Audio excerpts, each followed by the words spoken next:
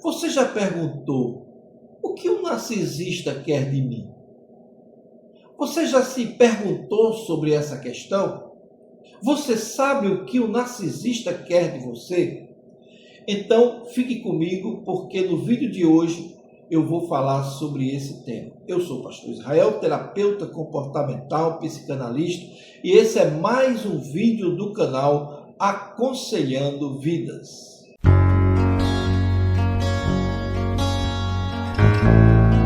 Quando uma pessoa descobre que esteve em um relacionamento com alguém com traços narcisistas,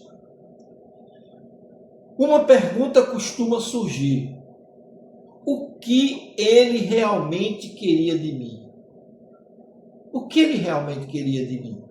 A resposta pode ser desconfortável, mas compreender essa dinâmica é um passo importante para que você compreenda e recupere a autonomia emocional.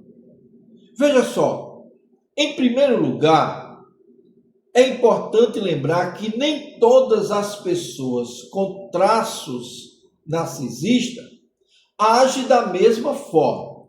Cada narcisista patológico, ele tem uma forma de agir diferente. Então, somente profissionais da área de saúde mental é capaz de detectar e de diagnosticar se aquele indivíduo sofre com transtorno de traços narcisistas.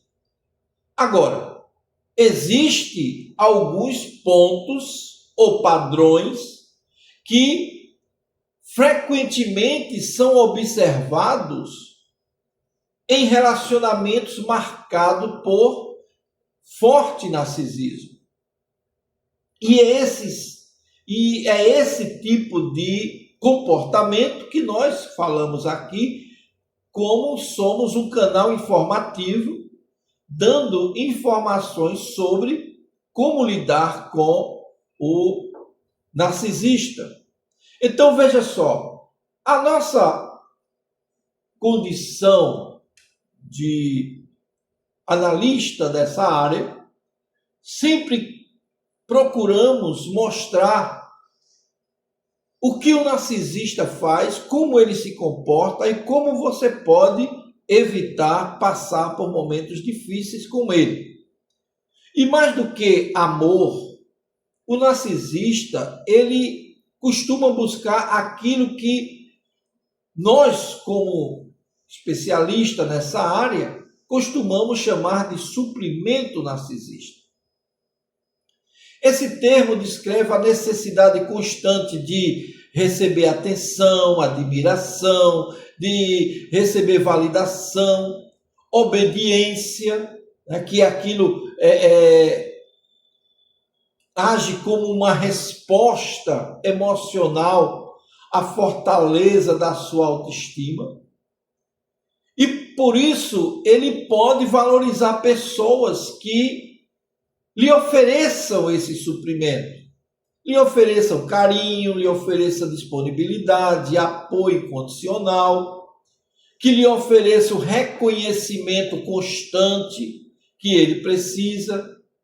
Inicialmente, quando o relacionamento tem tudo isso, ele se doa de tal forma que você passa a se sentir uma pessoa, vamos dizer assim, privilegiada, que encontrou o melhor marido do mundo, ou a melhor esposa do mundo, que você é uma pessoa super sortuda.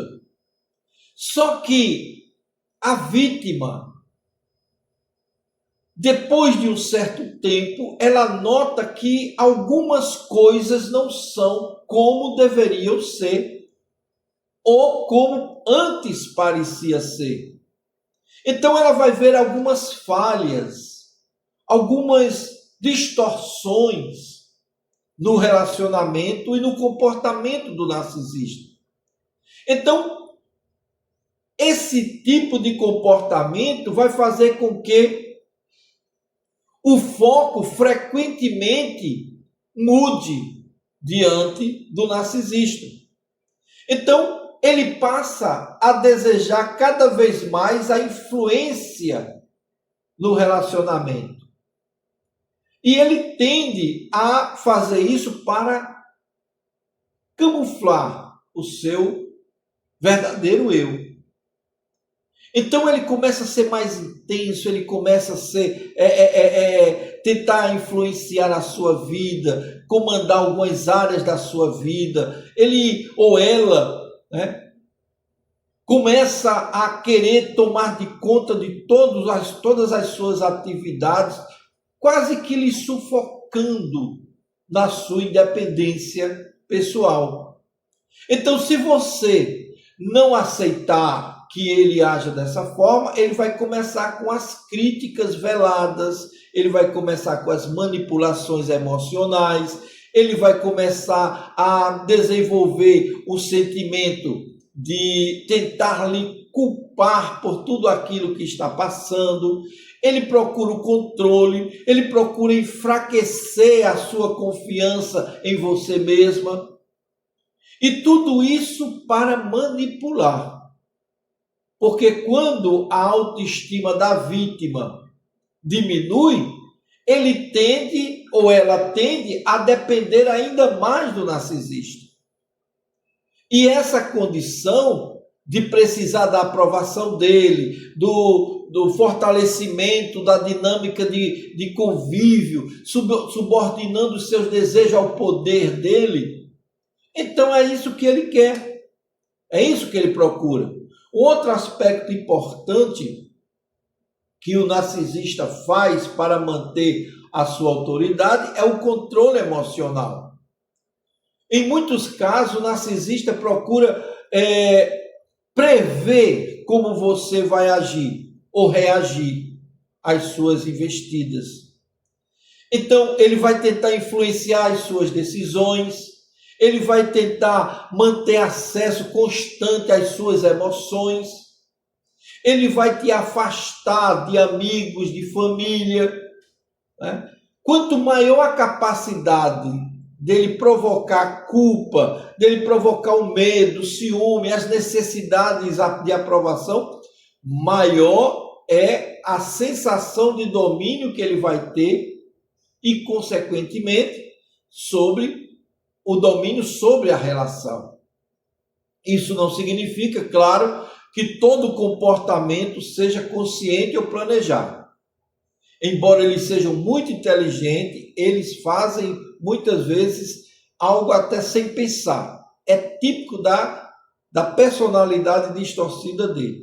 Algumas pessoas repetem padrões, né, que são aprendidos ao longo da vida, sem ter consciência daquilo que está fazendo. É aquela forma de vida muito comum que ele já está acostumado. Então, sai quase que no automático. Ainda assim, os efeitos sobre a sua vítima são danosos. São danosos. Porque elas começam a machucar profundamente. Um outro elemento frequentemente observado nas nossas conversas com pessoas que têm esse problema é a necessidade de preservar a imagem positiva que ele criou. Porque o narcisista, ele costuma desejar que você confirme a visão idealizada que ele fez de si mesmo. Então ele precisa que você diga que ele é bom, que ele é inteligente, que ele é uma pessoa dinâmica, que ele é a melhor pessoa do mundo. Quando você questiona algum comportamento dele, algum comportamento inadequado, ou você mesmo estabelece alguns limites para essa admiração, isso fere o ego dele. Fere o ego dele. E ele passa a produzir reações defensivas que muitas vezes vão além do normal. E são explosões de raiva, de gritaria, de palavreados, né? Aqueles que têm o costume de chamar palavrão, aí esses palavrões saem normalmente. Aqueles que não têm o costume de chamar palavrões, né? Então eles agridem de forma mais sutil, mas agridem com o objetivo de chamar atenção nesse mesmo sentido. Geralmente diz que você é inútil, diz que você não serve para nada, que você só está ocupando lugar no espaço, que você é uma pedra de tropeço, que você... São coisas que acontecem muitas vezes. A boa notícia é que quando você compreende essa dinâmica, você muda completamente a perspectiva com relação ao narcisista. Então, você deixa de acreditar que ele é um ser suficiente e passa a lidar com ele de uma forma mais dinâmica, mais posicional, agindo dentro da sua condição mais equilibrada. Então você vai dar elogios, mas dá elogios quando realmente for necessário, e faz as críticas que forem necessárias no momento necessário. E é justamente isso que vai fazer com que o narcisista ele se revele em toda a sua potencialidade distorcida. Porque aí ele vai explodir, porque ele não vai ter o suprimento necessário que ele deseja, e com isso ele cria um sistema de narrativas para fazer com que você volte a ser e a aceitá-lo como ele realmente deseja que seja aceito.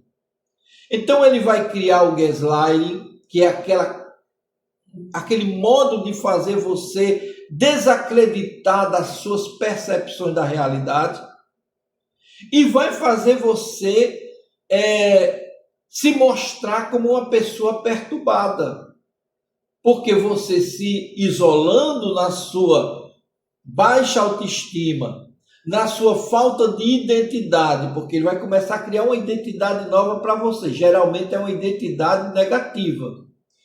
Então, todas essas coisas ele vai criar para tentar barrar a sua investida contra a realidade vulnerável dele. Quando você persiste nesse caso, então ele vai usar o descarte, que é a última fase do ciclo narcisista. Idealização, né? Aquele período em que ele está idealizando, todo amoroso e tudo mais.